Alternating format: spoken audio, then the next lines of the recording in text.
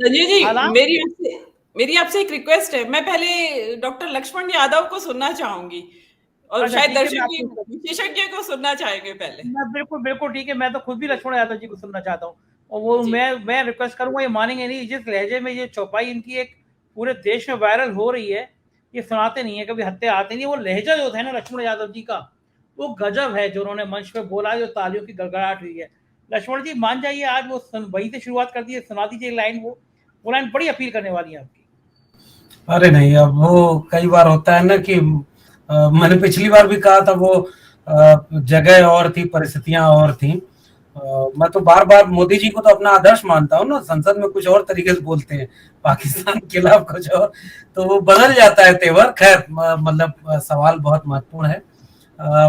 वो बात तो यही है जो मतलब मुझे लग रहा है कि हमसे पहले वो एक गीत का एक मतलब है ना कि भाई, कल और आएंगे नगमों की खिलती कलियां चुनने वाले, और हमसे बेहतर कहने वाले, तुमसे बेहतर सुनने वाले। तो हम लोग तो चूंकि साहित्य के विद्यार्थी हैं, तो हम जानते हैं कि हम लोग न तो कोई नए हैं, न पहले हैं, न कोई बहुत तीस मार खा है।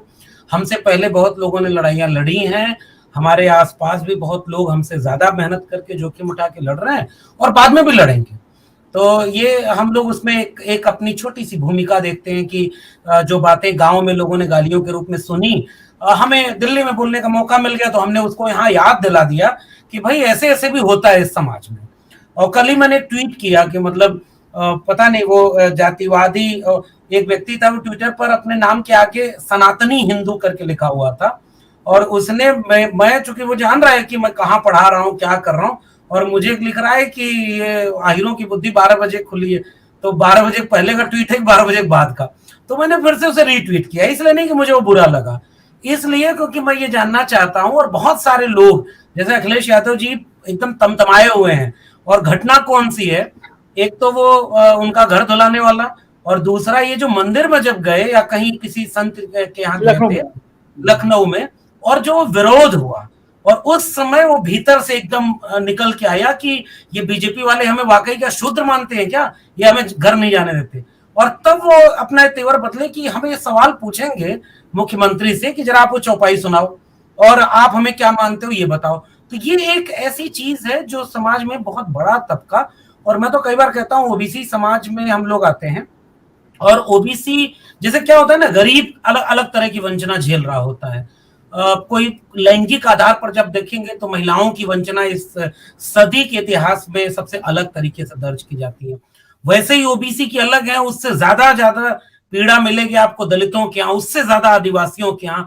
जितना आप पायदान पर नीचे चले जाएंगे, आपको कई किस्म की वंचनाएं, तिरस्कार, उपहास, सब कुछ मिलेगा।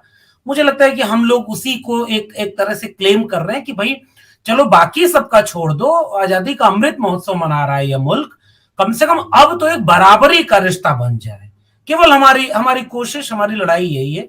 और एक वैचारिक भूमिका में, या एक विश्वविद्यालय में पढ़ाने वाले पेशे में रहने वाले एक शख्स की भूमिका में, मैं अपनी भूमिका केवल ये देखता हूं। चाहे मैं उन गालियों वाले नारों का जिक्र करूं, चाहे वो अभी धनंजय जी जगदेव बाबू को याद कर रहे थे, वो बराबरी वाला नारा, लोहिया अम्बेडकर, गांधी वाला, या तमाम वो नारे। तो मुझे लगता है एक बराबरी का समाज बने जिसमें ये लैंगिक विभेद खत्म हो जाए, यही भूमिका थी। बाकी आज जो बातचीत हो रही है, बस मुझे उस पर इतना ही कहना, क्योंकि मैं सुन रहा था, थोड़ा लेट में जुड़ पाया, बहुत सारे साथियों को सुना। मेरी जो बात है वो बहुत सारी पूर्व के वक्ताओं ने कह दी है। मुझे लगता है कि आपका टॉपिक बहुत दिलचस्प है, और मैं इसको इसलिए दिलचस्प मान रहा हूं कि धर्म और जाति, और रविकांत जी ने शुरू में वो बात कही, मैं सुन रहा था उन्हें, असल में ये कोई नई बहस है ही नहीं, और ये बाइनरी भी नहीं है। इसी उत्तर भारत की राजनीति में पिछले 3-4 दशक में ओवरलैप करके ये राजनीति हुई है। कभी धर्म हावी हुआ, कभी जाति हावी हुई, कभी धर्म हावी हुआ, और इसमें कोई बचा नहीं है। धर्म की राजनीति करने में कांग्रेस और बीजेपी में भी कोई पीछे नहीं रहा, जाति की राजनीति करने में भी कांग्रेस बीजेपी ने पीछे नहीं रहा कोई, और क्षेत्रीय दल के लिहाज से सोचे तो सपा और बसपा ने भी बीच बीच में इन दोनों तरह की चीजों को खेला, काम किया। मुझे लगता है कि लेकिन 2023 में जब हम 24 के चुनाव के सामने बात कर रहे हैं, धर्म वाली बाइनरी ज्यादा बड़ी लकीर की तरह खींच दी गई है। और पिछले 8-9 साल में भारतीय जनता पार्टी और आरएसएस ने धर्म वाली बाइनरी के साथ साथ जाति की भी जात मतलब सामाजिक न्याय आज कोई कर रहा है तो बीजेपी कर रही है भाई।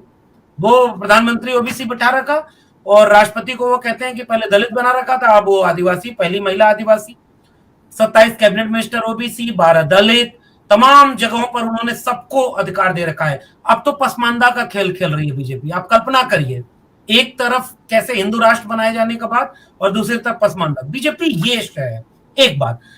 इसलिए चुनौती कई गुना ज्यादा बड़ी है उन तमाम विपक्षी दलों के सामने।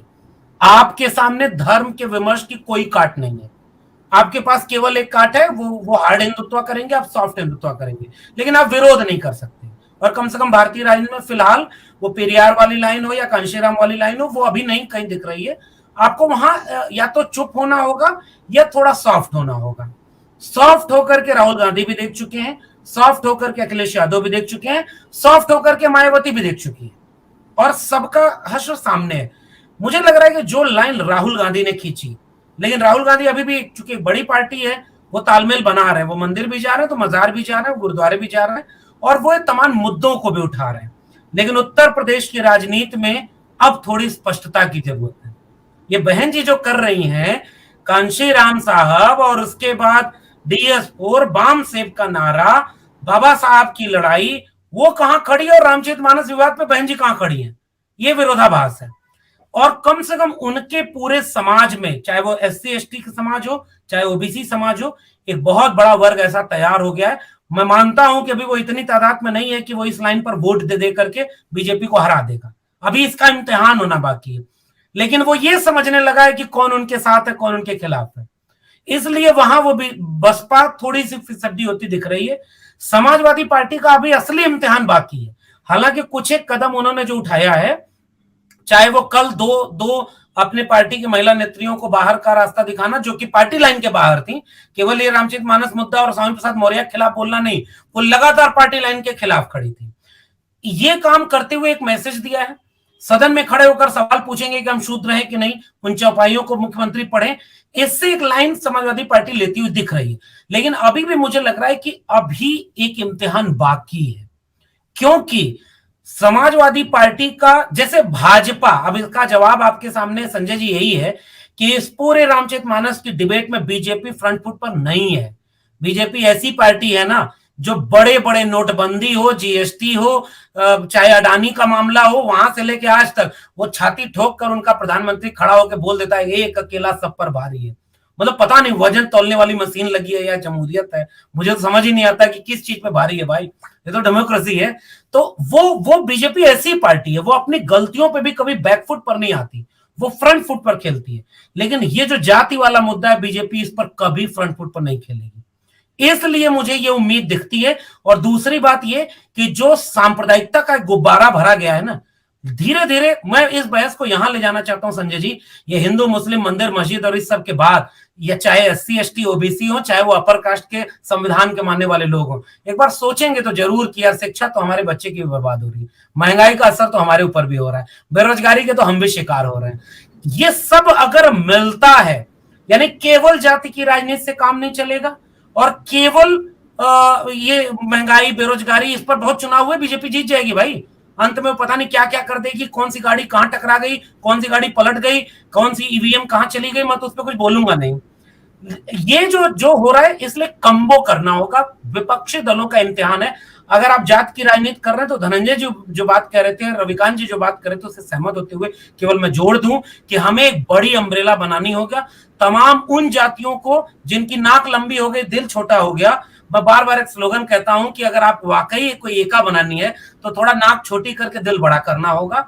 और तमाम अंतर विरोध हैं, जातियों के भीतर अंतर विरोध हैं, आपके हितों के अंतर विरोध हैं।